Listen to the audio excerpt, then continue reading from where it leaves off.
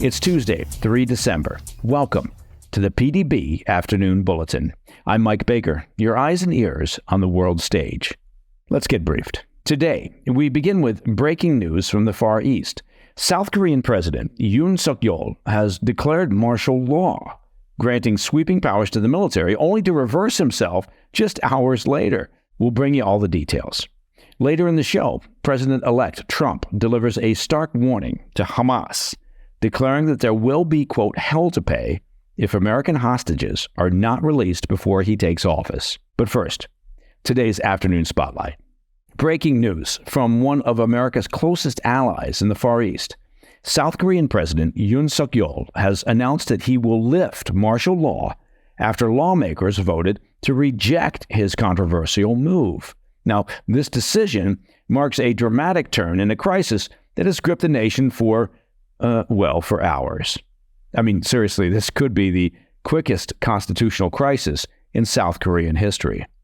Earlier today, President Yoon declared martial law, deploying military troops and police in riot gear across the streets of Seoul. It was a stunning and controversial decision in a country that hasn't seen such measures since its authoritarian era in the late 1970s and 1980s.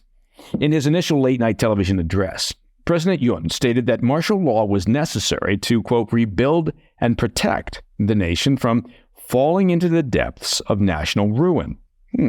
He vowed to, quote, eliminate anti-state forces as quickly as possible and normalize the country. Well, I guess he did do that because he's lifted martial law.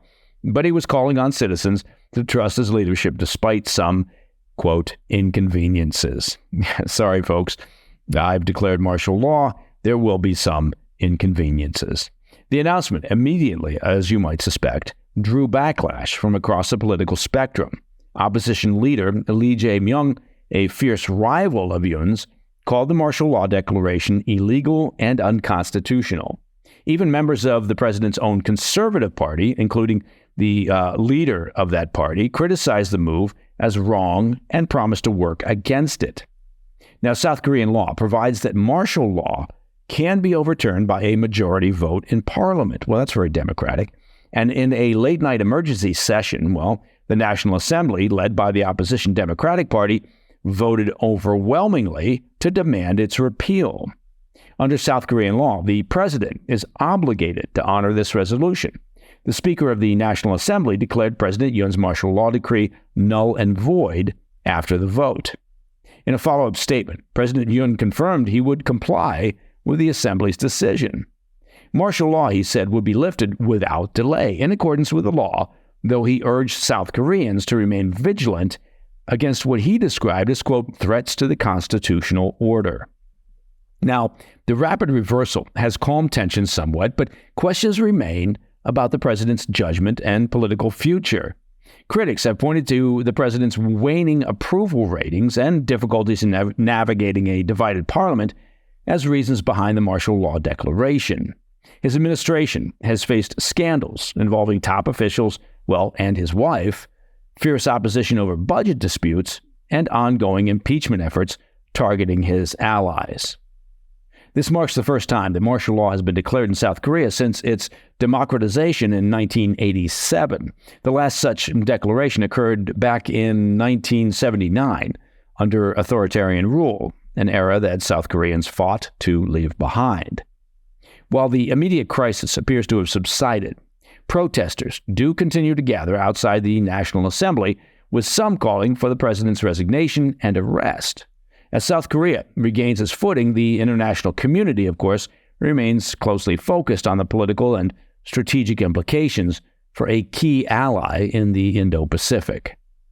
All right, up next, President-elect Trump delivers a stark warning to Hamas, declaring that there will be, quote, hell to pay if American hostages are not released before he takes office. I'll be right back. Welcome back to the Afternoon Bulletin. President-elect Donald Trump on Monday issued a stark ultimatum to Hamas, warning that there will be, quote, all hell to pay if the hostages held in Gaza are not released before he takes office on 20 January.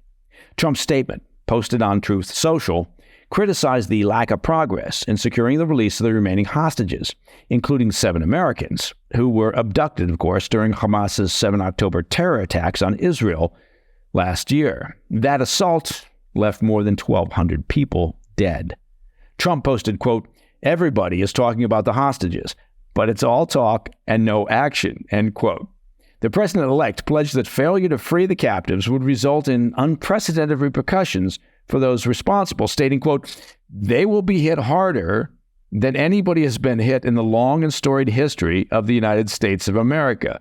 Release the hostages now," end quote. For context, negotiations for a permanent ceasefire between Israel and Hamas have stalled, with the Israeli Defense Forces, the IDF, continuing military operations in Gaza more than a year after the attacks. Now, families of the hostages have expressed hope that Trump's engagement could revitalize these efforts, both in public and behind closed doors. The crisis, however, deepened over the weekend when the Iran-backed terror group released a video showing Israeli-American hostage Adon Alexander pleading for his release. Alexander, who's been in captivity for over 420 days, delivered forced messages to both Israeli Prime Minister Netanyahu and Trump. Netanyahu has since spoken with Alexander's family and vowed to, quote, "take every action to bring them back home." Republican Senator Lindsey Graham commented on Trump's stance, telling Axios that the president-elect seeks a ceasefire and hostage deal in Gaza before his inauguration. Trump's rhetoric, combined with his demand for immediate action, could mark a turning point in efforts to resolve the crisis. Now, I did caveat that with the word could. And that, my friends, is the PDB Afternoon Bulletin for Tuesday, 3 December.